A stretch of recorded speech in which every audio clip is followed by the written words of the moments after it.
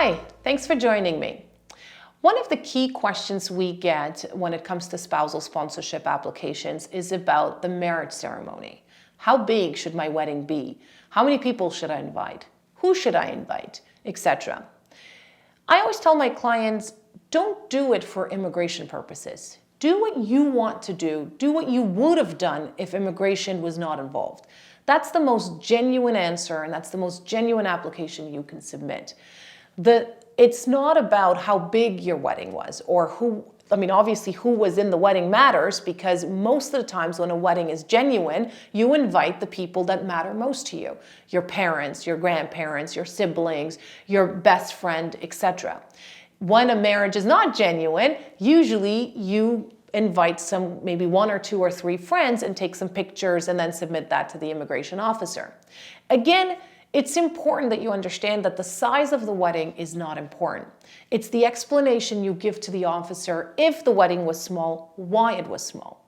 So for example, if your wedding is conducted overseas and your parents were not able to go to the wedding, you should provide a reason why. Now, a lot of times I get the answer of, well, they were busy with work.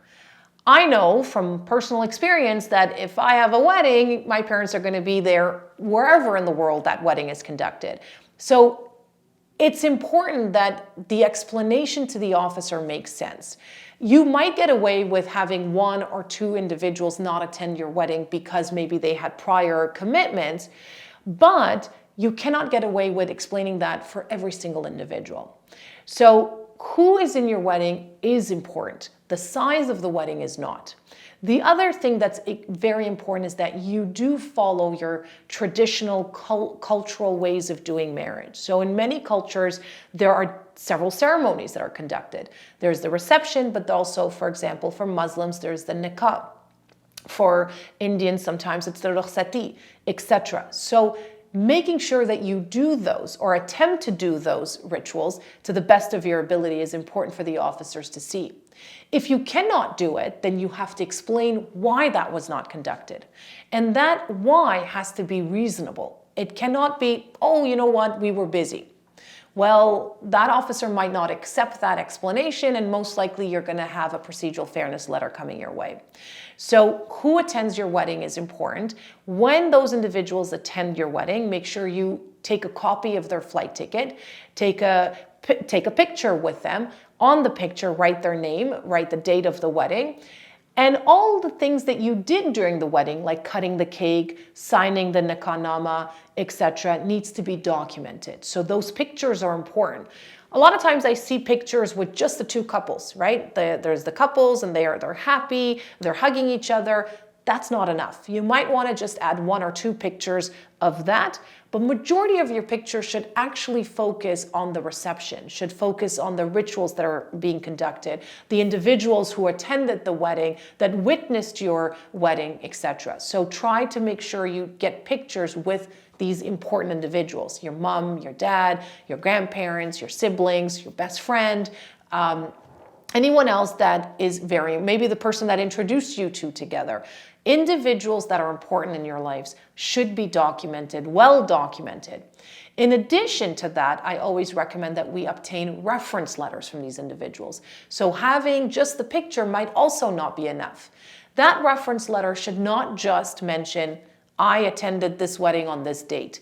That's too cold. It doesn't seem personal. I know that if I was requested to draft a personal statement, I could go on and on and on about someone I care about. So at least a paragraph or two about how this individual knows you, that they attended the wedding, mention that they had a great time at the wedding, etc. So make it more personal, make it more believable.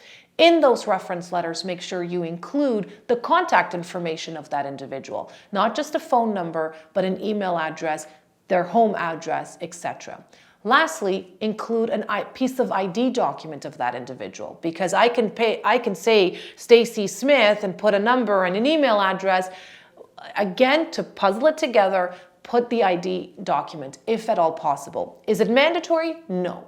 But you want to eliminate as many questions from the officer's perspective as possible. Should you do that, your application will be expedited in that manner. There'll be less questions for the officer. It's most likely that the officer is going to lean towards a positive decision much faster than if he or she has more questions. Well, who is this individual that attended? What's your relationship? What's their ID documents? How can I contact that person, etc. Don't be afraid. A lot of times these officers do not call your employers or your family members or anybody, but the ability to be able to do that is what's important. Most of my clients that I've spoken to confirm that none of their references or employers were ever contacted, but the officer should have the ability to confirm the information that you've provided. So again, going back to the wedding ceremony, be genuine. Do it the way you want to do it, or the way you and your partner want to do it. It could be small, it could be big, it could be at City Hall, it doesn't matter. But you have to explain why you chose that type of reception, why these people came, why these individuals did not come, and make sure you be thorough about it and get a personal statement from them as well to explain that they feel sorry that they missed your wedding, for example, and a piece of ID to confirm that they are who they say they are. If you have any questions about this, feel free to call me. Thank you, and until next time.